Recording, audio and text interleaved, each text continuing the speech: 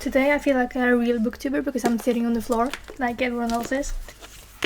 Hi, today is going to be kind of a short video of my journals because I've seen a lot of people recently do kind of my journal ecosystem tour, and I always watch them and think, wow, that is so pretty, that is so aesthetic, I wish that could be me, but sadly that's not me.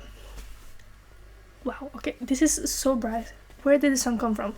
So yeah, I do kind of keep journals loosely, and I wanted to give you my version of doing this. This might not be interesting, it's not aesthetic, it's not really intricate, it's not the prettiest journals in the world, but it's my version of doing it. So I have two journals, as you can see here, and I don't use them every day, but these are the ones I have. So we're going to start with this one, which is my reading journal. This one I bought recently, and it is just a regular notebook. I bought it at a Tom Odell concert that I went to, and I wanted to buy some merch, and I bought this one. Just a simple one. And this is my reading journal. On the inside, I want to kind of make a collage just in the front of the weekend that I got it, just some memories, but other than that I'm not going to just jazz this one up too much. But this is my reading journal, and this is where I take my notes of the books that I read. So in the front we have this kind of index of the books that are in this. Obviously I bought this last weekend, so it's not that filled up yet, but in the front I just write down the book, the month I read it, the rating, and what book it was of the year. And sometimes I write this when I'm done with the book, sometimes I write a few notes while I'm reading it, and some books I don't write anything at all. Sometimes I write just 2 sentences. It all depends on what the book gives me and how much I think or how much I feel while reading it.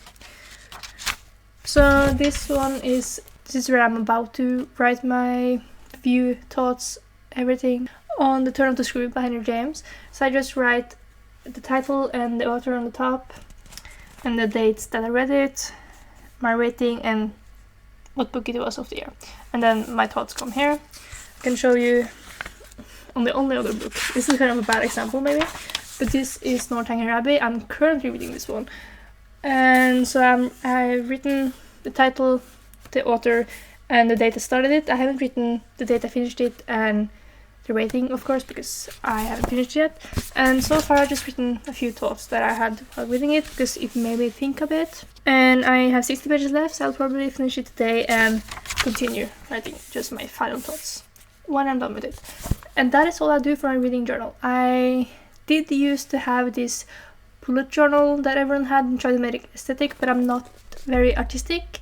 I don't have good handwriting, and I never keep up with it because I just forget. I get angry at me for forgetting. You don't know how many bullet journals I have started and just abandoned. So this is my way of keeping a reading journal that I know will work. And then we have my personal journal, I guess. This one I got in a book box of The Raven Boys. So this is kind of inspired by The Raven Boys. It's kind of a replica of a journal that is quite present in that story, and you just kind of open it up and you have the pages. And it's got these rings, you can open it and replace the paper. So you can just, when you fill it up, you can take them out and put in new ones, so you never had to stop using this one. This is kind of everyday journal. Like in the front I just have a list of books I want to read this winter. It was just random thoughts I had. I kind of write my to-do list this here. This was yesterday, I wrote my to-do list, and sometimes I will just write if I have thoughts. I will journal my thoughts down. I don't try to force myself to journal every day. Sometimes I have a lot of thoughts, sometimes I ruminate a lot on my anxiety and OCD, so it helped me sometimes just put it into paper, putting it into words to kind of let it go. Some days I only have my to-do list, Some days I don't write anything, and some days it's just a brain dump, and I just keep it all in this one handy journal that I can take with me everywhere.